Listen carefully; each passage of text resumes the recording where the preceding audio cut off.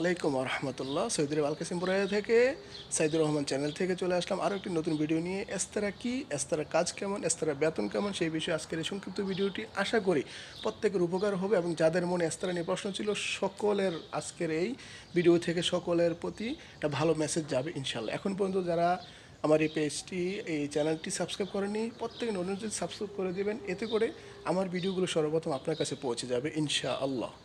আসসালামু আলাইকুম রহমতুল্লাহ। চলে আসলাম আরও একটি নতুন ভিডিও নিয়ে। অনেকেরই একটা জানার বিষয় ছিল, সেটা হলো যে ভাই সৌদি আরবের এস্তারাগুলো আসলে মূলত বিষয়টা কী। আজকে আমি আপনাদেরকে চেষ্টা করব 3 মিনিটের ভিতরে আপনাদেরকে বিষয়গুলো বোঝানোর জন্য। এই যে আমি একটা এস্তারাতে প্রবেশ করলাম, আলহামদুলিল্লাহ এই গেস্ট হাউসটাও আমি আমার দায়িত্বে আলহামদুলিল্লাহ আল্লাহ তাআলা দিয়েছেন। এটা নতুন, একেবারে আমার নতুন এবং খুবই চমৎকার। আমি যদি দেখাই, ধরেন এটা হলো তাদের গাড়ি, সাধারণত গাড়ি নিয়ে চলে আসে ভিতরে, এখানে হয়তো গাড়িটা রাখে। হ্যাঁ, এটা হলো তাদের একটা মোটর বা একটা আলাদা রুম, দেখতেই পাচ্ছেন।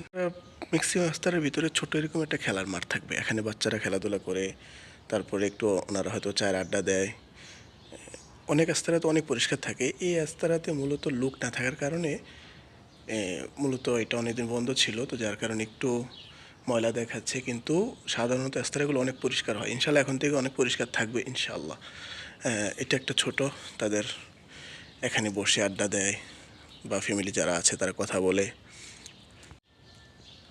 এখানেও বাচ্চারা খেলাধুলা করে, এখানে বসে ফ্যামিলি মেম্বাররা যখন আসে তখন আড্ডা দেয়। আলহামদুলিল্লাহ আমরাও যখন আসবো তখন এখানে বসে আড্ডা দিব। তাদের এটা একটা গেস্ট হাউস, এই একটা বসার জায়গা করে নিয়েছে। এটা তাদের একটা রুম, এখানে একটা রুম আছে আপনার। এটা হলো তাদের মূল রুম।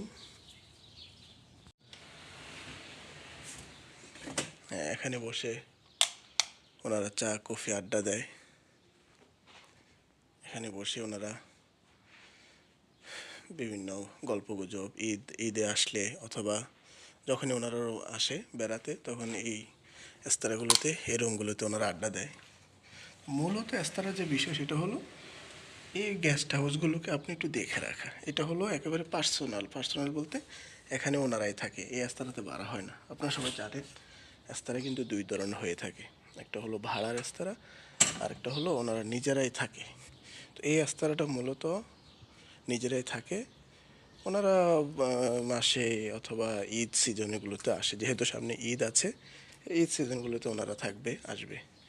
তারপর ম্যাক্সিমাম রেস্তোরাঁতে এরকম একটা ছোটো হাউস থাকবে, যে ভিতরে দেখতে পাচ্ছেন হাউস। যেহেতু আলহামদুলিল্লাহ আমি এখন এই রেস্তোরাঁটাও আমি দেখাশোনা করব। এটার মধ্যে ততটা কাজ নেই, শুধু মাসে বা 2-3 মাস পরে একটু এসে দেখে গেলেই হবে আলহামদুলিল্লাহ। কিন্তু ম্যাক্সিমাম রেস্তোরাঁগুলোতে যেটা হয় সেটা হলো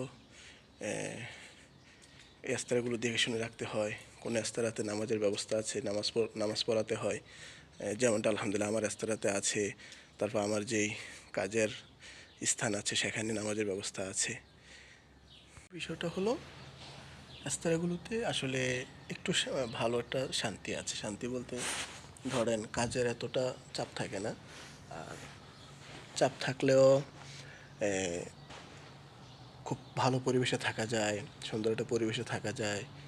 কোনো ধরনের এতটা বেশি ক্রাউড নাই। অর্থাৎ এস্তারার বিষয়গুলো হলো আপনি যদি একটু বুঝে শুনে ভালোভাবে আসতে পারেন তাহলে ইনশাল্লাহ আশা করি উপকার হবে।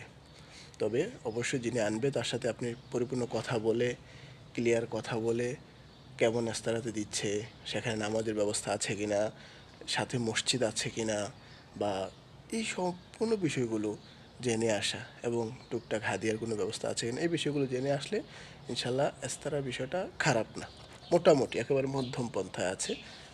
সৌদি আরবের বেশিরভাগই এস্তারার ব্যবস্থা আছে, তো সেক্ষেত্রে আপনি একটু বুঝে শুনে আসতে পারলে ইনশাল্লাহ আশা করি ভালো হবে, খারাপ হবে না। তো প্রশ্ন করেছিলেন এই, অর্থাৎ এই পুরো বাড়িটা আপনি একটু দেখে শুনে রাখবেন। এটা হলো আপনার পার্ট টাইম যদি আপনি করতে পারেন বেটার, আর যদি একেবারে সবসময়ের জন্য হন তাহলে তো আলহামদুলিল্লাহ বেতন ভালো আসবে।